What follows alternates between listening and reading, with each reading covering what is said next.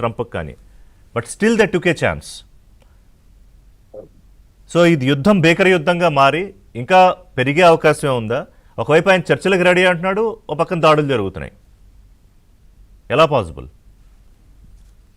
అంటే సరే, మామూలుగా అమెరికా యుద్ధంలోకి దిగటం వరకే ఓ పక్క అమెరికాకి ఇరాన్కి మధ్య, ఈ దేశాల మధ్య ప్రధానంగా జెనీవాలో అనుకుంటా చర్చలు, అవును, అణ్వాయుధ కార్యక్రమానికి సంబంధించి ఇరాన్ది చర్చలు జరుగుతుండగానే ఈ దాడి చేశారు.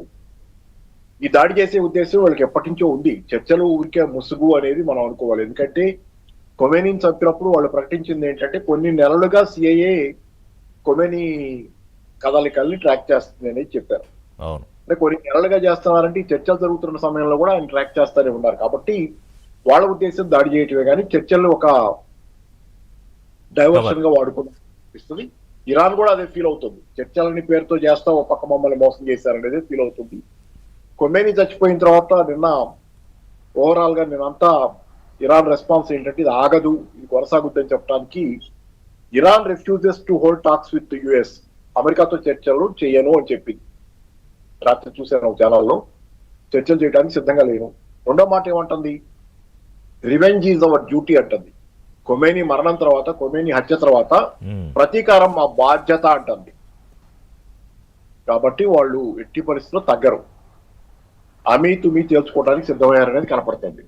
సరే, అయితే అమెరికా ఏమంటుంది, రిగైమ్ చేంజ్ కి పిలిపిస్తుంది. పదే పదే ట్రంప్ ఏమంటున్నాడు, ప్రజలు తిరగబడండి, ప్రభుత్వాన్ని మార్చుకోండి, మీ బంగారు భవిష్యత్తు వస్తుంది మీకు అని చెబుతున్నాడు అక్కడ. అవును, దానికి ఎంతవరకు అవకాశాలు ఉన్నాయి? ఎందుకంటే ప్రజలు తిరగబడి ఆ ప్రభుత్వాన్ని మార్చి, నెతన్యాహు కూడా మీరు అందరూ బయటికి రండి, ఇంతకన్నా మంచి సమయం దొరకదు మీకు అని. అది కనుక జరగకపోతే యుద్ధాన్ని కొనసాగించే శక్తి అమెరికాకు కూడా లేదు. అది జరిగి యుద్ధం ఆగితే తప్పితే ట్రంప్ కూడా యుద్ధాన్ని కొనసాగించే శక్తి లేదు. ఎందుకంటే ఇరాన్ చేస్తున్నటువంటి దాడిలో భీకరంగా అమెరికా కూడా నష్టపోద్ది. మధ్యప్రాచ్యంలో ఉన్న దాని అన్ని ఆర్మీ అది డిఫెన్స్ దీని మీద దాడులు చేస్తుంది కదా, క్యాంపులు, వీటి మీద చాలా దేశాలు దాడులు చేస్తున్నారు ఇరాన్. సో ఏంటంటే యుద్ధం ఆగటం ఇరాన్కి ఒక్కదానికి అవసరం కాదు. ఇరాన్ ఏమో యుద్ధం ఆగాల్సిన అవసరం లేదు, మేము కొనసాగిస్తాం, ప్రతీకారం చేస్తా ఉంటుంది. అమెరికాకి ఈ రోజు ఎక్కువ అవసరం. అసలు యుద్ధం మొదలు పెట్టడం వెనకే అమెరికా బలహీనత ఉంది, అమెరికా బలం కాదు. ఎట్లా? అమెరికా బలహీనత. ఎందుకంటే అమెరికాకి ఏముంది ఈ రోజు, అమెరికా దగ్గర ఏముందని? అమెరికా పరిస్థితే బాగాలేదు. అంతర్గతంగా ట్రంప్ కి పాపులారిటీ రేటింగ్లు పడిపోతున్నాయి. అట్లాంటప్పుడు ఇది ఒక డైవర్షను. రెండోది, America as a super power collapse అయిపోవటం కళ్ళ ముందు కనపడుతుంది. కాబట్టి చైనాను ఎలాగైనా దెబ్బతీయాలంటే వెనిజులా నుంచి ఆయిల్ సప్లై ఆపడం కోసం వెనిజులాలో మధురోని పట్టుకుపోవటం, అక్కడేదో మ్యానిపులేషన్ చేయటం. అలాగే ఇరాన్ ఆయిల్ సప్లై ఉంది చైనాకి, దాన్ని దెబ్బతీసేది. భారతదేశం మీద కూడా ఒత్తిడి పెట్టినందుకు రష్యా ఆయిల్ కొనొద్దని. ఇట్లాంటివన్నీ ఏంటంటే ఓవరాల్ గా చైనాని ఏదో వీకెండ్ చేసే కార్యక్రమంలో ఒక భాగంగా, ఎందుకంటే అది ఆటోమేటిక్ గా రైజ్ అవుతుంది చైనా. కాబట్టి ఇవన్నీ దృష్టిలో పెట్టుకుని ఆయన చేసినటువంటి యుద్ధం అది బలహీనత నుంచి వచ్చింది. ఒకప్పుడెప్పుడో మంచి రచయిత గూగి, పూర్తి పేరు గుర్తులేదు, నేను పెద్ద సాహిత్యంలో పరిచయం ఉన్నాడు కాదు కానీ, అన్నాడు మట్టికాళ్ల మహారాక్షస అన్నాడు అమెరికాని. అది మహారాక్షసే నిజమే కానీ దాని కాళ్ళు మట్టి అంటే కరిగితే పడిపోతుంది, అమెరికా కుప్పగొలిపోద్ది. ఉట్టి మట్టికాళ్ల మహారాక్షస అని దాన్ని వర్ణించాడు.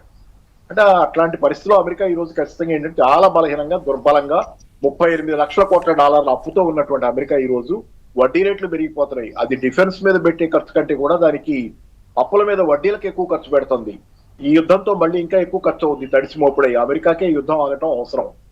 ఏదో చేసామనిపించి అనిపించి రిగైమ్ చేంజ్ ఇంకోటి కోరుకొని ప్రజలు తిరగబడితే అదేకంటే పబ్బం గడుపుకుందామని వస్తుంది తప్పితే అమెరికాకి ఆ శక్తి అయిపోయింది ఈ పరిస్థితి. కాబట్టి ఏంటంటే అమెరికా బహుశా చేస్తున్నటువంటి అమెరికాలో నేను పదే చెబుతుంది ఒకటి, ఈరోజు ఇరాన్ లో రిగైమ్ చేంజ్ అంటుంది. అమెరికాలో రిగైమ్ చేంజ్ జరగకుండా, అమెరికాలో ప్రభుత్వాలు కూలిపోకుండా చూసుకుంటే చాలు ట్రంప్. అమెరికాలో ప్రభుత్వాలు కూలిపోయే పరిస్థితి. ఇప్పుడు ఇరాన్ లో దాదాపుగా 2 వర్గాలుగా విడిపోయినట్టు ఇవాళ చాలా మంది బయటకు వచ్చే సంబరాలు చేసుకుంటున్నారు, ట్రంప్ కి థ్యాంక్స్ చెప్తున్నారు. అట్లా కొంతమంది ఎప్పుడు ఉంటారు సార్. మీరు మొన్న ఇన్ఫ్లేషన్, ఆ ద్రవ్యోల్బణం మీద ఇరాన్ లో ప్రజలు ధరల పెరుగుదల సమస్యల మీద, ఆర్థిక సమస్యల మీద బయటకు వచ్చారు. చాలా పెద్ద ఆందోళనలు జరిగినాయి, కొన్ని వందల మంది చచ్చిపోయారనే వార్తలు వచ్చినాయి. అది ఎప్పుడు ఉంటుంది ప్రతి దేశంలో, మన దేశంలో కూడా ఆందోళనలు జరుగుతాయి. అంత మాత్రాన అది మొత్తం ప్రభుత్వాలు కూలిపోతాయని చెప్పి ఎలా చెబుతాం మనం? ఆందోళన వ్యతిరేకులే లేని ప్రభుత్వం ఎందుకు ఉంటుంది సార్? 100% జనాలు ఒక పక్క ఎందుకుంటారు? వ్యతిరేకులు ఎప్పుడూ ఉంటారు. అట్లాగే వ్యతిరేకులు ఉన్నారు, కానీ వాళ్ళది బలం కాదు. ఇప్పుడు ఇరాన్ లో బలం అంతా మెజారిటీ ప్రజానీకం ఖమేనీ చావు పట్ల ప్రతీకారం కోరుకుంటున్నారు. వాళ్ళు చాలా తీవ్రంగా ఆగ్రహంగా ఉన్నారు. వీళ్ళు ఏంటంటే తలలు తొలగించే కార్యక్రమం, ఎవరైతే లీడర్షిప్ లో ఉన్నారో వాళ్ళ ఎలిమినేట్ చేసుకుంటా పోతే ఆఖరికి తల లేని మొండెంగా మిగిలినటువంటి ఇరాన్ సరెండర్ అవుద్ది, లేకపోతే అది నిస్సత్తువుతో ఉండిపోద్దని అనుకుంటున్నారు వీళ్ళు. కానీ ఇరాన్ ప్రజలు ఈ రోజు ఆగ్రహంగా ఉన్నారు. ఇరాన్ ప్రభుత్వం కంటే కూడా ఇరాన్ ప్రభుత్వం కూడా ఈ అటాక్ ని, ఈ ఆన్స్లాట్ ని కొనసాగించాల్సిన అవసరం ఉంది ప్రభుత్వానికి ఈ రోజు. కాబట్టి ఏంటి, ఇరాన్ లో ఈ రోజు ఏంటంటే ప్రజాగ్రహాన్ని చూస్తుంది అమెరికా. ప్రపంచవ్యాప్తంగానే, ఒక ఇరాన్ లో ఏముంది, ఖమేనీ మరణం తర్వాత పాకిస్తాన్ లో ఎంబసీ మీద అటాక్స్ జరిగింది కదా, 9 మంది ఆరుగురు చనిపోయారు అక్కడ. ఈ అటాక్ అలాగే ఇరాక్ లో జరుగుతున్నాయి. చాలా దేశాల్లో అమెరికా వ్యతిరేకత. సో గిరిధర్ గారు, ఈ దాడుల తర్వాత పాపారావు గారు అన్నట్టుగా అమెరికాలో ఎంబసీ దగ్గర, కాన్సులేట్ దగ్గర, కరాచీలో అటాక్స్ కానివ్వండి, కొంచెం అది